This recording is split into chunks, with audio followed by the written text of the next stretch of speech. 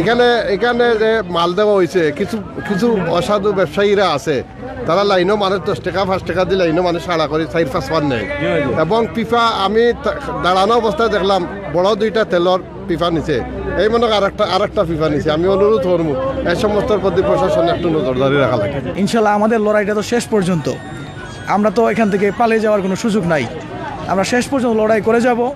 আমাদেরকে আপনারা সবাইকে আমি একটা কথা বলবো আর কি এই চ্যানেলের মাধ্যমে, আপনারা গড়ে থেকে আমাদের সাথে যুদ্ধে শরিক হন।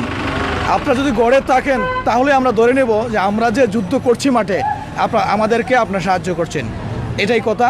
প্লিজ সবাই গড়ে থাকুন, নিজে বাঁচতে অন্যকে বাঁচাতে, প্লিজ সবাই গড়ে থাকুন। আপনার সবই বুঝদার, আপনার অনুরোধ বক্তব্য 3 ফুট মাস্ক লাগাই দুঃখ, যারা মাস্ক নাই মাস্কটা লাগাই দুঃখ। ভাই মাস্ক কই আপনার? জি মাস্ক একটা মাস্ক কয়দিন ব্যবহার করা যায়? আমার তো কাজ কাম নাই তো একটা আমি কি প্রতিদিনই মাস্ক কিনবো? সেটা এটা কই পামু? ফ্রিতে দিতেছে, হ্যাঁ এটা আমাদের কিনতে হয়, এটার জন্য টাকা দরকার, টাকাটা কই পামু? আপনি বলেন, আপনি সবাই উদ্দেশ্য বলেন, টাকাটা কই পামু? আমরা টাকা রুজি করতে হলে রাস্তায় নামতে হবে, তো রাস্তায় নামতে দেয় না, তাহলে রুজি করে আমরা যে ভালো মাস্ক কিনবো ওইটার জন্য একটা ভালো দোকান দরকার। ভালো দোকানটা কই পাবো? এই যে দেখেন এখানে শত দোকান আছে না, দেখেন আপনি দেখেন যারা কিছু মানুষ তো খুব জানা এরা সময় হয়েছে কর্তৃপক্ষ 3 ফুট দূরতা বজায় রাখবার লাগে। আমরা আবারও একবার অনুরোধ জানাইলে শেষ কি সবরে 3 ফুট দূরতা বজায় রাখবার আর প্রশাসনের পুলিশ কর্মকর্তা কিন্তু আইসেন আইয়া 3 ফুট দূরতা বজায় রাখবার লাগে কইরা নির্দেশ দিরা দেখরা একটা প্রশাসনের উচিত। আমরা আমরা অনুরোধ জানাইতাম পারি, কিন্তু নির্দেশনা দেওয়া হইলে প্রশাসনের তরফ থেকে। তো প্রশাসন কর্মকর্তা কিন্তু আইসেন আইয়া একটা নির্দেশনা দিরা, পুলিশ সদস্য কিন্তু 2জন থেকে আর 2 সদস্য কর্মকর্তা আইসেন দিরা। কিন্তু সাধারণ মানুষ কতটুকু একটা মানবা না মানবা একটু টানটানো ব্যাপার জানি না। আমরা এগুলো ইনশাল্লাহ টিসিবির পণ্য দেওয়া আপনারা পুলিশ সদস্য কিন্তু আইসেন টিসিবির পণ্য বিতরণ করার সাধারণ মানুষের লাইন মান্ডা নগর থেকে সবরে সচেতন করবার লাগে, 3 ফুট দূরতা বজায় রাখবার লাগে।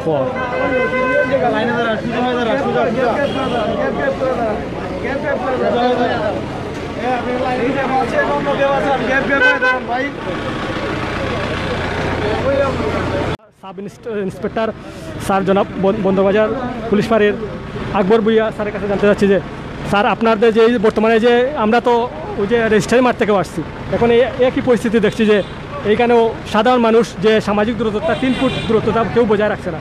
এই পরিস্থিতি আপনারা যে আপনার বিগত দিন থেকে করোনা ভাইরাস পরিস্থিতিতে আপনারা সিলেটবাসীকে সেবা দিয়ে যাচ্ছেন, সাধারণ মানুষের উদ্দেশ্যে আপনার কোনো কিছু যদি বলার থাকে আমাদের ভিউয়ার্সের উদ্দেশ্যে আপনি বলতে পারেন। অনেকে আপনাকে দেখে অনেক কিছু জিজ্ঞাসা করছেন।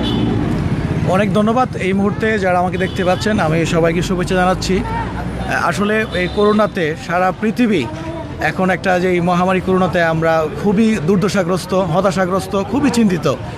এই মুহূর্তে শুধু পুলিশ কেন, মানে আরও অনেক কিছুই সম্ভব না, একটাই সম্ভব যদি জনগণ নিজে যদি সচেতন হয়, একমাত্র তবেই সম্ভব। আপনারা যে আমার পিছনে লাইনটা দেখতেছেন, আমি নিজে মনে হয় 10 বার তাদেরকে 3 ফিট ডিস্টেন্স করে গেছি, বাট একটু আমরা যাই তারা কিন্তু মালের জন্য তড়িঘড়ি করে এই ডিস্টেন্সটা তারা ক্লোজ করে ফেলে কিছুক্ষণ পরেই।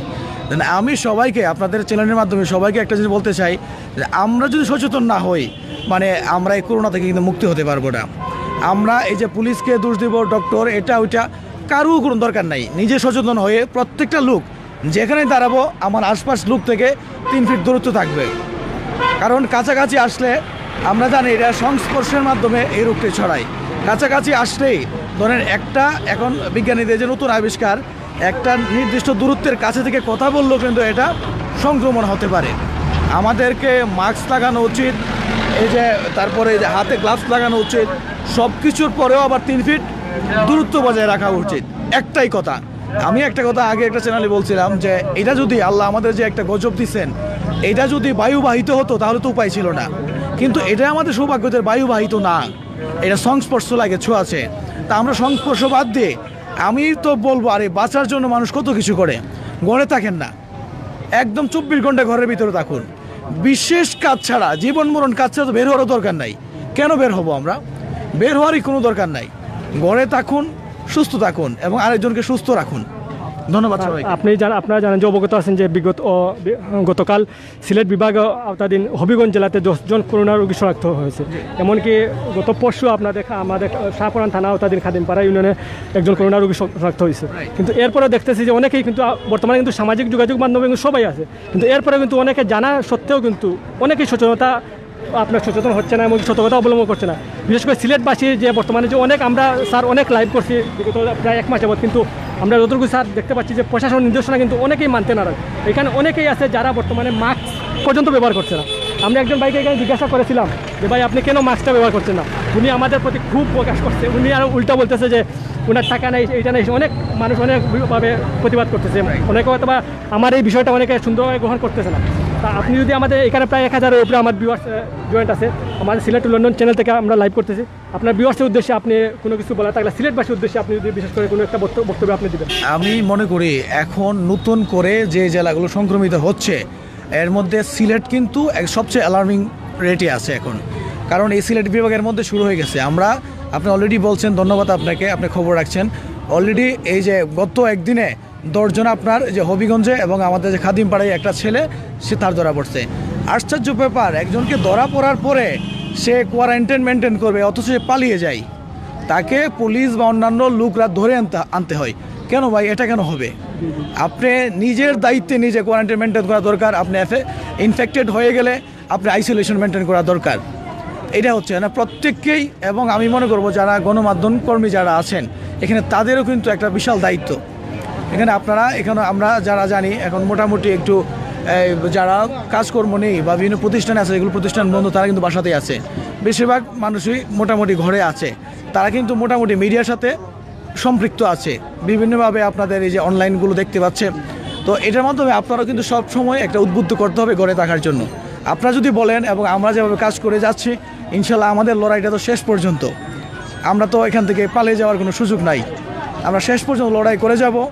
আমাদেরকে আপনারা সবাইকে আমি একটা কথা বলবো আর কি, এই চ্যানেলের মাধ্যমে আপনারা ঘরে থেকে আমাদের সাথে যুদ্ধে শরিক হন।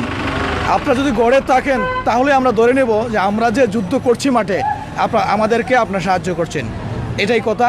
প্লিজ সবাই ঘরে থাকুন, নিজে বাঁচতে অন্যকে বাঁচাতে প্লিজ সবাই ঘরে থাকুন। ধন্যবাদ স্যার, খুব সুন্দরভাবে আপনি আপনার বক্তব্যটা উপস্থাপন করলেন। ধন্যবাদ।